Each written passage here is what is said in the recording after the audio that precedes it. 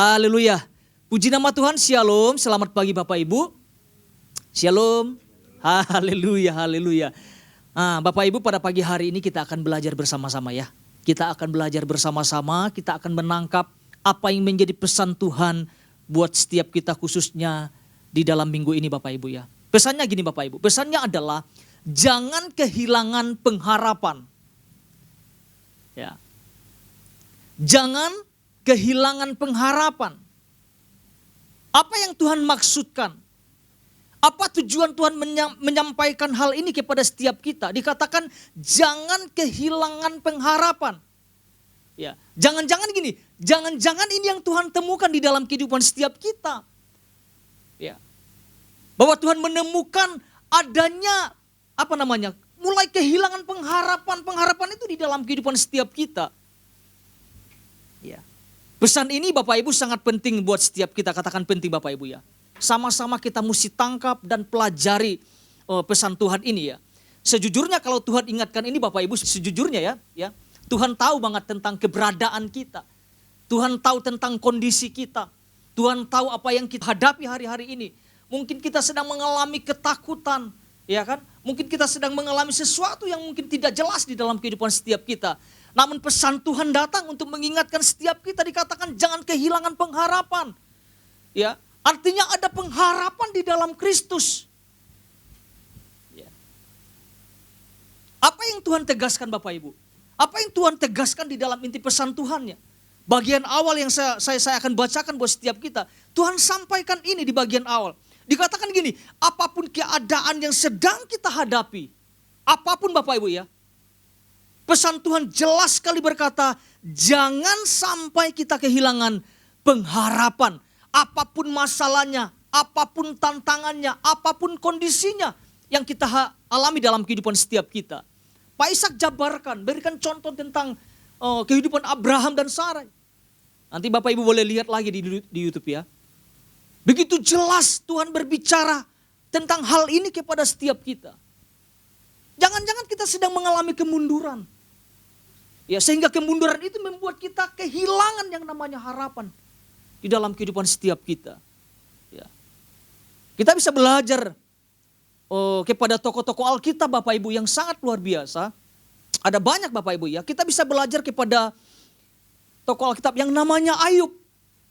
Kita pernah mempelajari bagaimana Ayub kehilangan banyak hal dalam kehidupannya.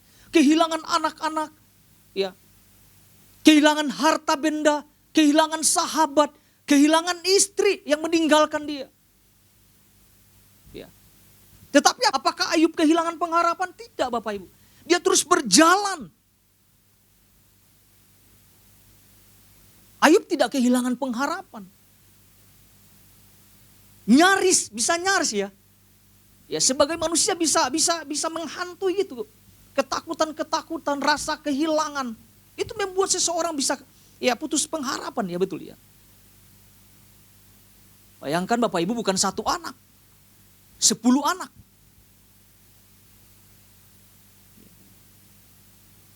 Satu lagi Bapak Ibu, kita bisa belajar juga kepada Nuh. Waktu Tuhan percayakan untuk membangun Batra Bapak Ibu, itu bukan 10 hari 1 bulan. Bukan. 100 tahun dia harus menyelesaikan. Itu tantangannya sangat dahsyat dan luar biasa. Bagaimana ledekan terjadi dalam kehidupan Nuh dan keluarganya Bapak Ibu. Tapi selesai gak Bapak Ibu? Selesai. Karena apa? Karena dia bertindak di dalam pengharapannya di dalam Tuhan. Nah, hari ini Bapak Ibu kita mau lihat apa yang menjadi dasar firman Tuhan. Pesan Tuhan khususnya dalam minggu ini. Kita mau sama-sama lihat Bapak Ibu. Kisah Para Rasul pasal 27 ayat 20 sampai 21. Nah, kita mau lihat bagian ini Bapak Ibu. Puji nama Tuhan. Ayat 20 sampai 21. Dikatakan seperti ini Bapak Ibu. Setelah beberapa hari lamanya, baik matahari maupun bintang-bintang tidak kelihatan. Beberapa hari Bapak Ibu dijelaskan Alkitab ya. Dan angin badai yang dahsyat terus-menerus mengancam kami. Akhirnya putuslah segala apa? Segala harapan kami untuk dapat menyelamatkan diri kami. Ayat 21. Dan karena mereka beberapa lamanya tidak makan, berdirilah Paulus di tengah-tengah mereka dan berkata, saudara-saudara, jika sekiranya nasihatku dituruti, supaya kita jangan berlayar dari kereta, kita pasti terpelihara dari kesukaran dan kerugian ini. Jadi kita bisa melihat sebuah perjalanan yang sangat menakutkan Bapak Ibu ya. Kita bisa lihat di ayat ini Bapak Ibu, ternyata ada ancaman ya. Ancaman badai yang mengerikan, dikatakan berhari-hari. Sampai Alkitab mengatakan nih, sampai matahari dan bintang-bintang tidak terlihat Bapak Ibu. Artinya gelap ya Bapak Ibu ya. Kita bisa bayangkan ya. Matahari tidak terlihat, bahkan bintang-bintang tidak terlihat. Badai itu memberikan sebuah dampak yang sangat besar dalam kehidupan orang-orang yang ada di kapal pada saat itu ya. Sudah dicatat bahwa mereka tidak bisa menyelamatkan diri mereka. Dampak selanjutnya mereka tidak bisa makan karena goncangan badai itu. Saya nggak pernah lihat Bapak Ibu di sebuah kapal atau terombang-ambing seperti itu ada yang makan apa saja gitu, makan mie gitu. Muntah Bapak Ibu, serius. Kalau bisa yang asam sih makan yang asam supaya perutnya tetap enak gitu. Kita bisa membayangkan, nggak bisa ngapa-ngapain. Bahkan Alkitab mengatakan pada akhirnya dikatakan putuslah segala harapan mereka. Itu Alkitab catat Bapak Ibu. Ya, orang Sunda bilang pegat ya betul ya. Putus segala pengharapan mereka. Ya mereka berpikir tamatlah riwayat mereka pada masa-masa kesukaran itu Bapak Ibu. Namun hebatnya gini Bapak Ibu, di tengah-tengah goncangan yang terjadi atas badai itu Bapak Ibu, Paulus berdiri. Untuk apa Paulus berdiri? Memberikan semangat kepada orang-orang yang bersama-sama dengan dia. Pertanyaan saya gini Bapak Ibu, kira-kira Paulus takut nggak waktu menghadapi gelombang yang menerpa pada saat itu? Secara manusia Bapak Ibu. Mungkin jawabannya bisa, tapi Alkitab katakan tidak loh. Tidak ada yang menyiratkan bahwa Paulus takut. Waktu dia menghibur, dia menunjukkan bahwa dia punya pengharapan yang kuat di dalam Tuhan. Ya. Mari kita lihat ayat 22 sampai 23. Ya. Di ayat 22 sampai 23. Dikatakan gini Bapak Ibu. Tetapi sekarang juga dalam kesukaran ini, wow. Aku menasihatkan kamu supaya kamu tetap bertabah hati. Ya. Dalam terjemahan lainnya bergembira, tetap tegar, tidak putus asa. Ya. Dikatakan sebab tidak seorang pun di antara kamu yang akan binasa kecuali kapal ini. Begitu jelas Paulus mengatakan tidak ada yang binasa kecuali kapal ini. Ayat 23. Karena tadi malam seorang malaikat dari Allah, yaitu dari Allah yang aku sembah sebagai miliknya, berdiri di sisiku. Perkataan ini dahsyat banget Bapak Ibu ya. Bagaimana malaikat yang Tuhan utus menghampiri Rasul Paulus. Dikatakan berdiri di sisiku. Saya percaya orang-orang yang mendengar pada saat itu mendapatkan penghiburan yang sangat luar biasa. Mendapatkan kekuatan. Pertanyaannya apa rahasianya Bapak Ibu ya? Apa rahasianya sehingga Rasul Paulus tidak kehilangan pengharapan di tengah situasi yang sulit? Kita akan belajar satu hal Bapak Ibu ya. Ini yang sama-sama kita tangkap. Satu hal ini yang sama-sama kita tangkap dan pelajari. Bahwa Paulus menyadari secara penuh tentang pertolongan Tuhan dalam hidupnya. Paulus menyadari secara penuh tentang pertolongan Tuhan dalam kehidupannya. Kita akan lihat lagi Bapak Ibu ayat yang sama, tapi ayat 22 sampai 24. Kita melihat dasar ini Bapak Ibu. Apa yang Paulus ceritakan ya di dalam ayat ini Bapak Ibu. Saya akan bacakan sekali lagi Bapak Ibu ya. 22 sampai 24. Dikatakan seperti ini. Tetapi sekarang juga dalam kesukaran ini aku menasihatkan kamu supaya kamu tetap bertabah hati. Sebab tidak seorang pun di antara kamu yang akan binasa kecuali kapal ini. Karena tadi malam seorang malaikat dari Allah, yaitu dari Allah yang aku sembah sebagai miliknya, berdiri di sisiku. 24. Dan ia berkata, jangan takut Paulus, engkau harus menghadap kaisar. Dan sesungguhnya oleh karunia Allah, maka semua orang yang ada bersama-sama dengan engkau di kapal ini akan selamat. Karena siapa? Karena engkau. Nah, ada 3 bagian yang sama-sama kita lihat berdasarkan ayat ini Bapak Ibu ya. Apa yang Paulus lakukan? Nah, kita mau lihat sama-sama Bapak Ibu. Yang Paulus lakukan bagian adalah menguatkan orang-orang yang sedang kehilangan pengharapan. Saya ulangi. Apa yang Paulus lakukan? Yang Paulus lakukan adalah menguatkan orang-orang yang sedang kehilangan pengharapan. Pak Ishak jabarkan kemarin. Pengharapan itu bukan hanya keluar dari ucapan bibir seseorang kan.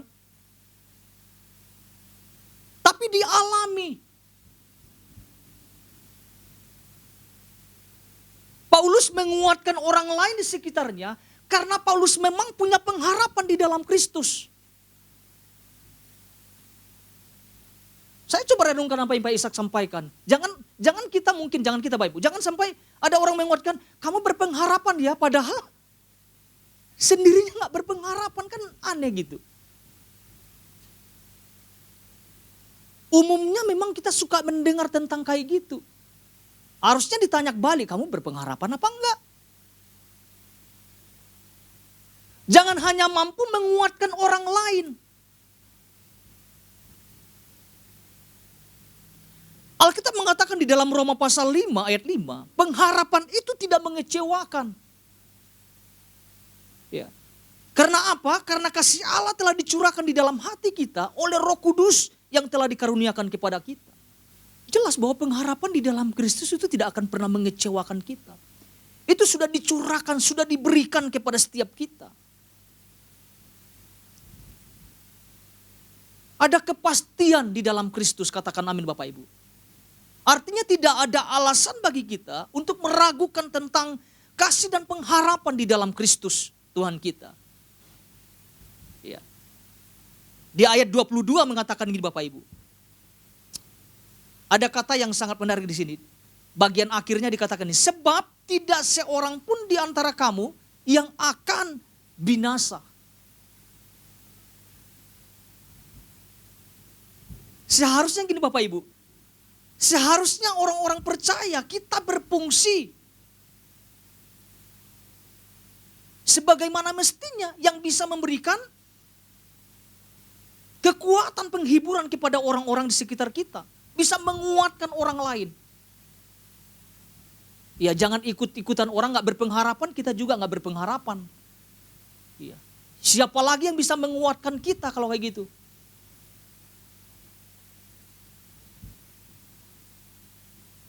Posisi Paulus dengan orang-orang yang bersama-sama dengan dia berbeda.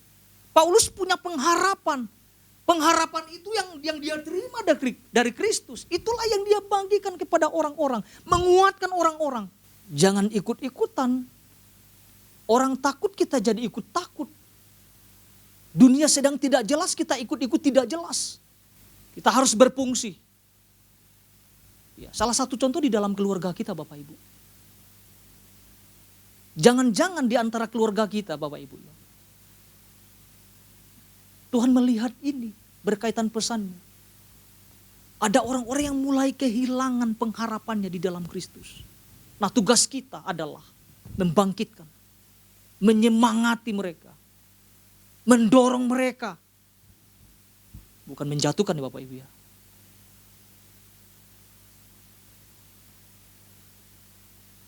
Karena saya membayangkan bagaimana kalau juga Rasul Paulus tidak punya pengharapan di masa-masa itu Bapak Ibu. Bagaimana kata-kata Paulus itu menakut-nakutin juga. Wah habis kita, selesai kita.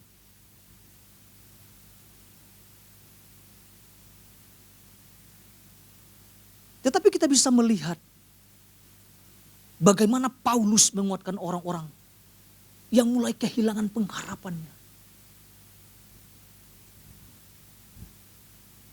Nah posisi kita harus seperti Paulus Bapak Ibu.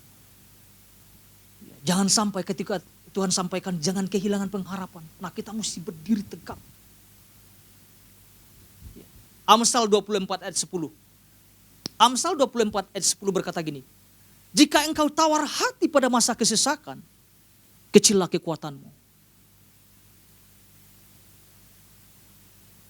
10 pengintai, Pak Ishak sudah jabarkan itu, berikan contohnya. Menjadi tawar hati. Waktu mereka menjadi tawar hati, kecillah kekuatan mereka. Mereka lupa ada janji Tuhan yang sangat dahsyat di dalam kehidupan mereka. Kita tidak bisa menguatkan orang lain di sekitar kita kalau kita hidup sama, hidup dalam ketakutan. Jika engkau tawar hati pada masa kesesakan, kecillah kekuatanmu. Kita nggak bisa ngapa-ngapain. Kita akan mempermasalahkan keadaan yang menimpa kita. Paulus berdiri, berfungsi untuk bagi orang lain, menguatkan, menghibur. Karena dia punya pengharapan di dalam Kristus. Itu bagian A, bagian pertama. Yang kedua, bagian yang kedua adalah Paulus menunjukkan siapa yang dia sembah. Ini sangat penting Bapak Ibu. Ya, Paulus menunjukkan siapa yang dia sembah, kepada siapa ia menyembah. Ya, kita bisa lihat di Kisah Para Rasul pasal 27 ayat 23. Mari kita lihat sama-sama ayat ini Bapak Ibu. Apa yang dikatakan gini? Karena tadi malam seorang malaikat dari Allah, yaitu dari Allah yang aku sembah sebagai miliknya, berdiri di sisiku. Nah, kata ini yang kita sama-sama mempelajari Bapak Ibu.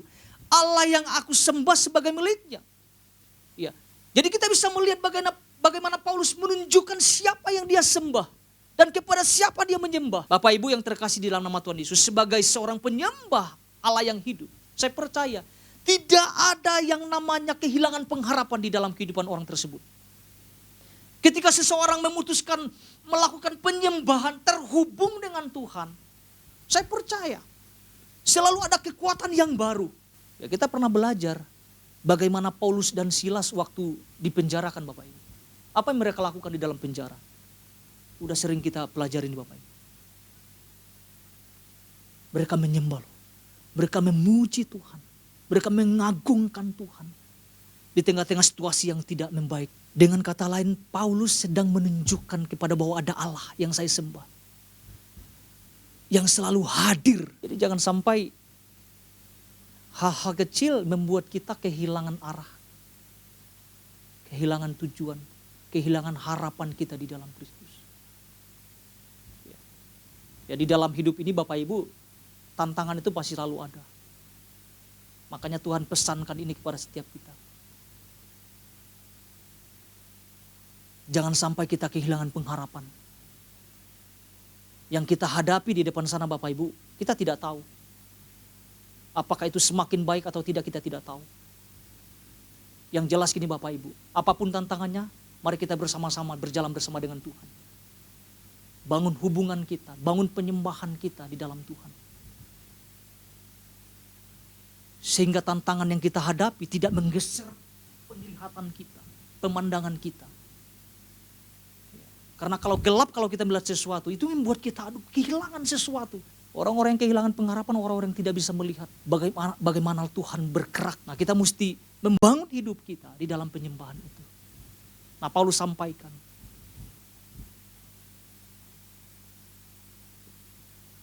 Kuncinya adalah keterhubungan. Kuncinya adalah penyembahan kita. Hubungan kita yang kita bangun hari-hari ini di dalam Kristus. Pertanyaannya gini Bapak Ibu. Apa yang membuat seseorang kehilangan pengharapan? Ya, Pak Ishak sudah jabarkan banyak hal Bapak Ibu ya. Apa sih yang membuat seseorang kehilangan pengharapan? Pada saat seseorang itu menjauh dari Tuhan. Jangan coba-coba kita menjauh dari Tuhan. Ketika seseorang tidak lagi membangun penyembahan. Ketika seseorang lagi tidak bersandar kepada kekuatan Tuhan, namun bersandar pada kekuatannya sendiri. Dan apalagi Bapak Ibu, ketika seseorang tidak menjadikan Tuhan yang paling utama dalam kehidupannya. Ketika seseorang tidak menjadikan Tuhan yang utama dalam kehidupannya. Bisa mati langkah loh. Berjalan tanpa kejelasan, tanpa arah.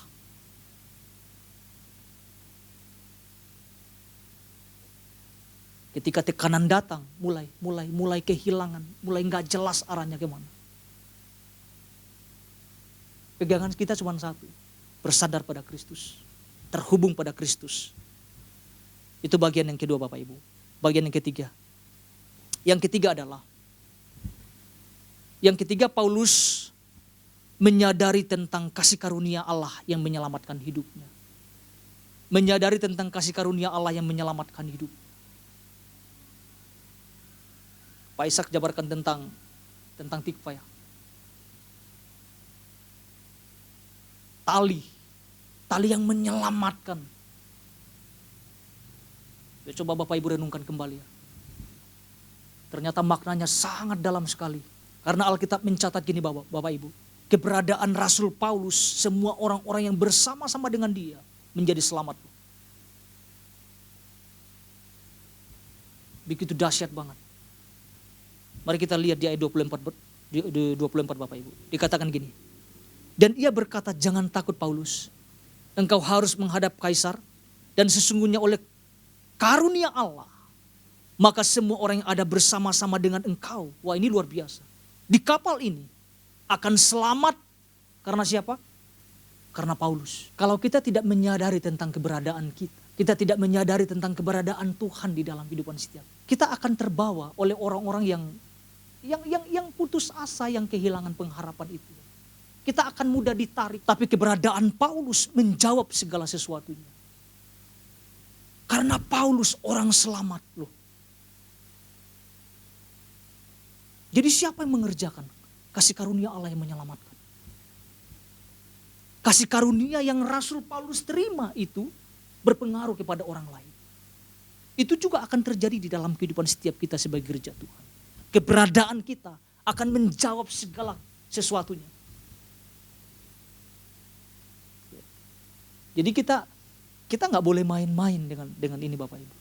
Kita harus tahu tentang keberadaan kita. Kita harus tahu siapa yang kita sembah. Ya. Saya percaya Bapak Ibu ketika pesan Tuhan ini datang kepada setiap kita. Saya percaya Bapak Ibu kita merenungkan sesuatu. Ini tuntunan Tuhan dalam kehidupan setiap kita. Ya.